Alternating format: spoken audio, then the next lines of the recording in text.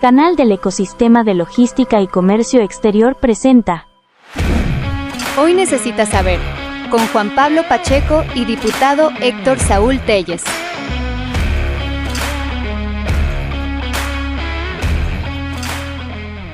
Hola, soy Juan Pablo Pacheco, empresario del sector logístico. Y hoy te doy la bienvenida a tu programa Hoy Necesitas Saber. Bueno, hoy tenemos a un invitado muy especial, al diputado Héctor Saúl Telles. Muchas gracias, Héctor. Y que va a dar una pequeña presentación. Héctor, si te quieres presentar, por favor. Gracias, Juan Pablo. Estoy contento de estar aquí en este podcast que es especializado en temas de comercio. Mi nombre es Héctor Saúl Telles. Soy diputado federal por la Ciudad de México. Mi distrito es Coyoacán. Me interesa mucho y me apasiona el mundo del comercio tanto en nuestro país como de comercio exterior. Soy integrante de la Comisión Especial del Tratado de México, Estados Unidos y Canadá desde el ámbito legislativo. Soy el secretario también de la Comisión de Presupuesto. Soy el vicecoordinador económico de mi grupo, de mi partido, de los diputados del PAN, en materia económica. Y pues estoy contento de estar aquí contigo. Muchas gracias, Héctor. Y hemos visto a Héctor en varias ocasiones, hemos platicado de varios temas, te hemos visto también reunido con todo el sector y eso es importante, por eso te quisimos invitar a esa reunión. Y platicamos hace ratito del tema del comercio exterior y del Tratado Libre Comercio, ¿no? Entonces, a ver, empecemos con ese tema porque es lo que está más candente hoy en día. ¿Cómo ves esta resolución que hizo Estados Unidos sobre no quiere alargar el Tratado de Libre Comercio y nos vamos a revisiones cada año? Sí, fíjate, Juan Pablo, que para todo nuestro auditorio hay que decirle que este tratado, el primer tratado que tuvimos, que fue el TELCAN, el anterior, se firmó desde el año 94. Podría ser el precursor del actual tratado. Se moderniza, se avanza y se firma en el año 2018 este nuevo tratado, que era consecutivo del TELCAN, que fue del año 94. Okay. Se firma en el año 2018 y empieza su vigencia en el año 2020. Ahora TEMEC que todos conocemos. ¿Qué quiero decirte con esto? Que desde el año 2018 hasta el año 2026 que estamos viviendo, han pasado 8 años. Con esto quiero decirte que las autoridades, las empresas, los países como estados ya conocían el contenido del tratado, ya conocían las obligaciones, ya conocían el clausulado, ya conocían pues todos los anexos.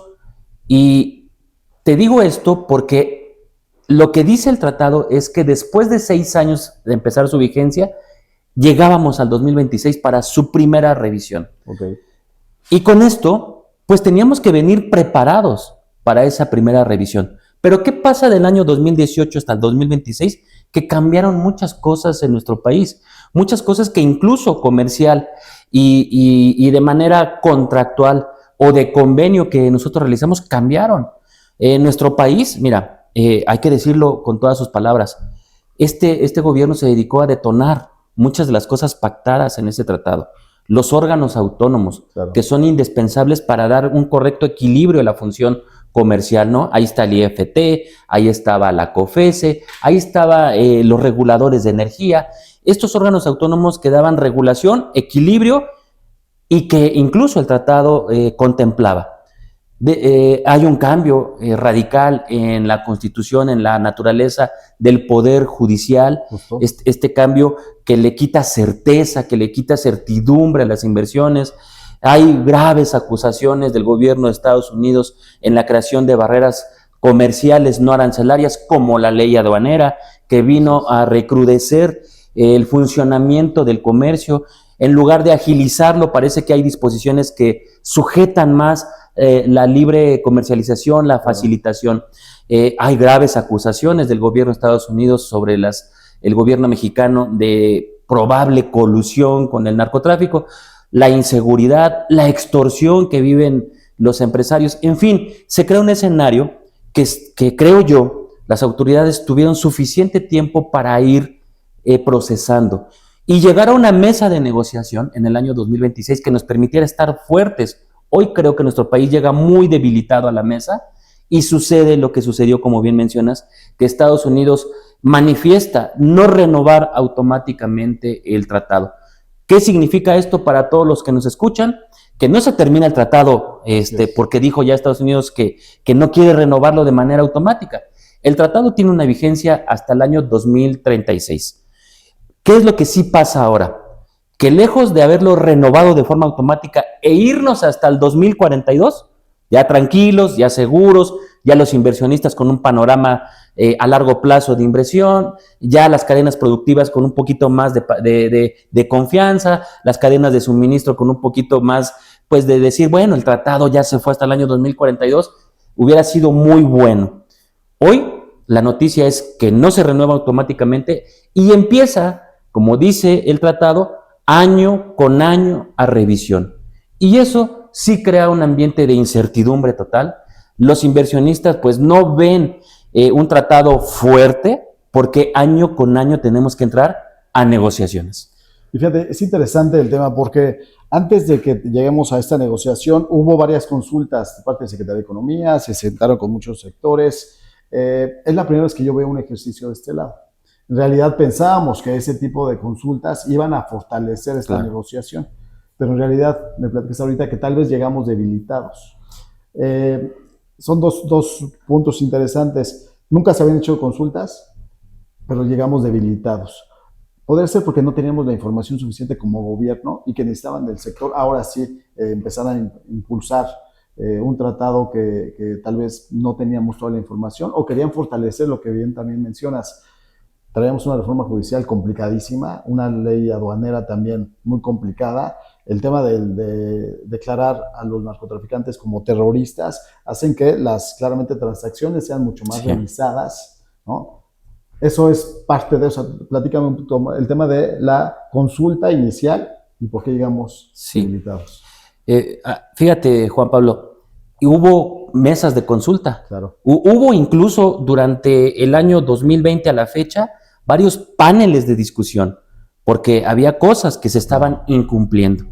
Bueno, a mí me parece que hubo el suficiente tiempo para que el gobierno fuera tratando de construir un escenario que beneficiara a la renovación del tratado de manera automática. Claro. Claro, también tenemos que poner algo muy sobre la mesa. También entendemos la condición política en la que se ha convertido el propio tratado como instrumento. También entiendo que el gobierno de Estados Unidos, el presidente Donald Trump, tendrá sus propias implicaciones geopolíticas, sus propios instrumentos en donde utiliza el tratado para tratar de posicionarse también al interior de su país, de manera comercial y de manera política. Pero también tenemos que decir... Sí, también, decir, ¿no? También se ha convertido este tratado en un instrumento de negociación. Ahora bien, ¿qué es pero qué es una realidad también? El gobierno mexicano dejó de alguna forma de ser confiable para la negociación. Con estas acusaciones, con lo que hemos visto de la protección a ciertos personajes políticos que han sido señalados, que están siendo investigados en Estados Unidos y que el gobierno se ha tratado de tratarlos de cubrir. Eso es un mal mensaje en la negociación en la mesa, ¿no? Ahora bien, ¿qué también es cierto? En la balanza comercial entre México y Estados Unidos sí es, no es homogénea, no es equiparable. Por supuesto que Estados Unidos tiene un déficit comercial porque nuestras exportaciones hacia aquel país son muchísimas, ¿no? El 80% de nuestro mercado se va prácticamente a los Estados Unidos. La balanza comercial para Estados Unidos representa un déficit importante. También entendemos esa política de protección del mercado estadounidense que quiere hacer su presidente Donald Trump, pero también debemos de entender que el gobierno mexicano dejó de poner sobre la mesa condiciones que le dieran certeza y que le dieran confiabilidad a nuestros socios comerciales. Claro.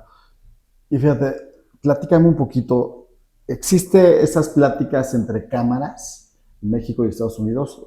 ¿Ha existido, has participado en ese tipo de reuniones o todavía no se establecen ese tipo de reuniones entre cámaras? Sí, yo he participado ya en reuniones con varias cámaras para hablar sobre las implicaciones y lo que está sucediendo actualmente con el tratado. Acabo de venir de un congreso muy importante que es el de la CAREM.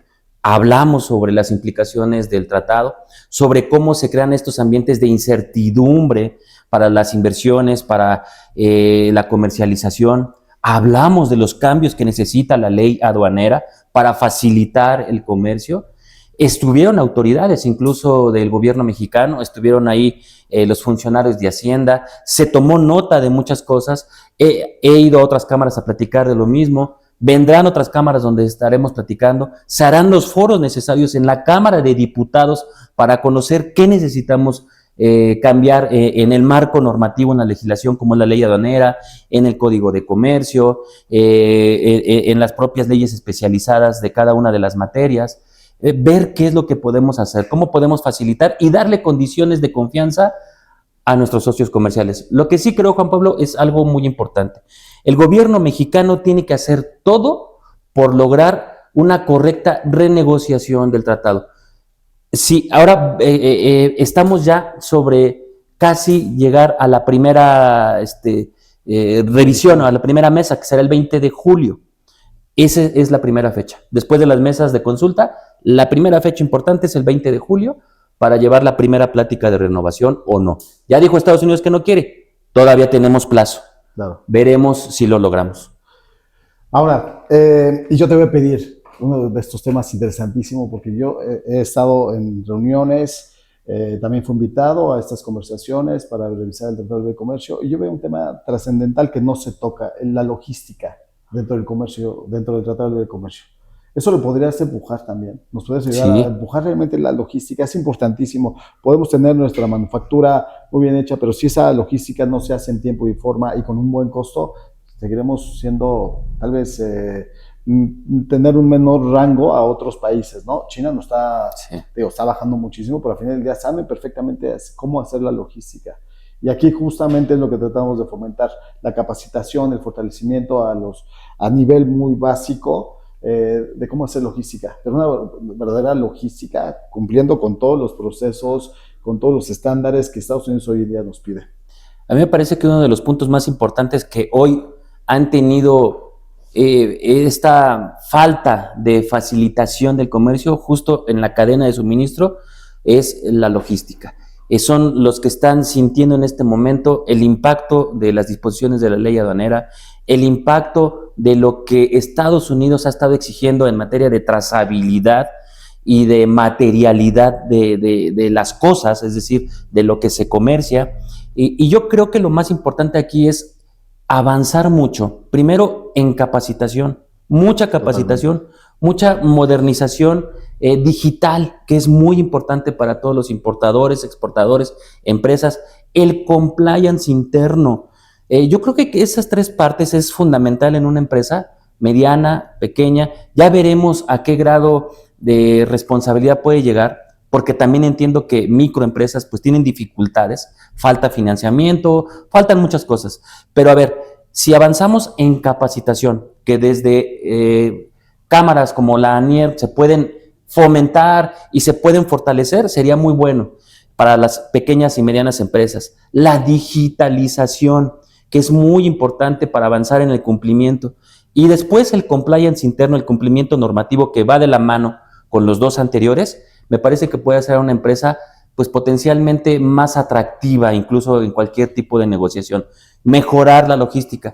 Ahora, ¿qué podemos hacer para mejorar la logística? Sin duda tenemos que revisar el marco normativo. La ley aduanera ha venido a recrudecer la operación. Tan es así, Juan Pablo, que los ingresos, la captación de los ingresos, que es este famoso Impuesto General de Importación y Exportación, el IGI, que muchos de los que nos escuchan conocen, se cayó. O sea, el primer trimestre, dice el gobierno, íbamos a recaudar 63,000 millones de pesos. Pues nada más recaudaron 41,000 millones de pesos. Es decir, que hubo una diferencia considerable que no llegó. ¿Por qué? Ahí está el impacto de la ley aduanera. Claro. ¿No? Y aumentó las exportaciones, pero en realidad la recaudación no impactó. Ese es un análisis interesantísimo que hay que estar haciendo.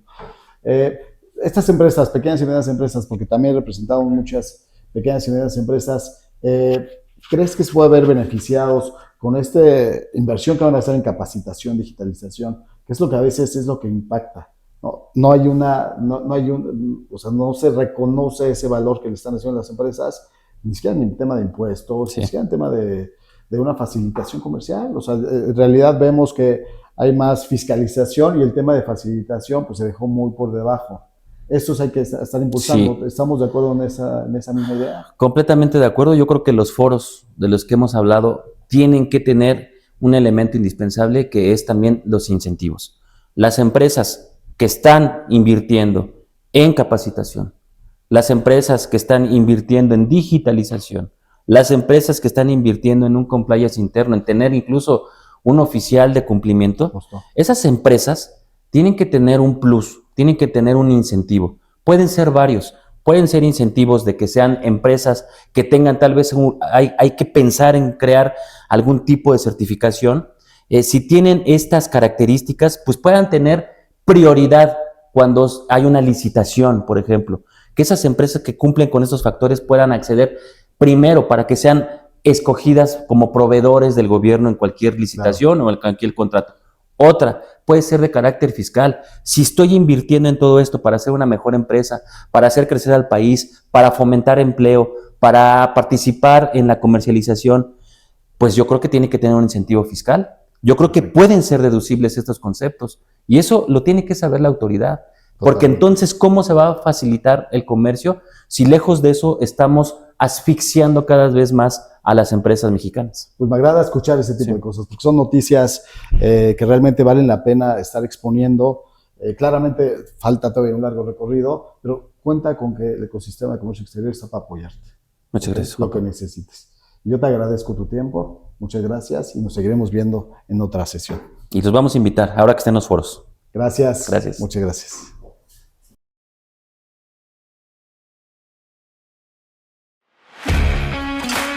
Entonces ya sabemos más.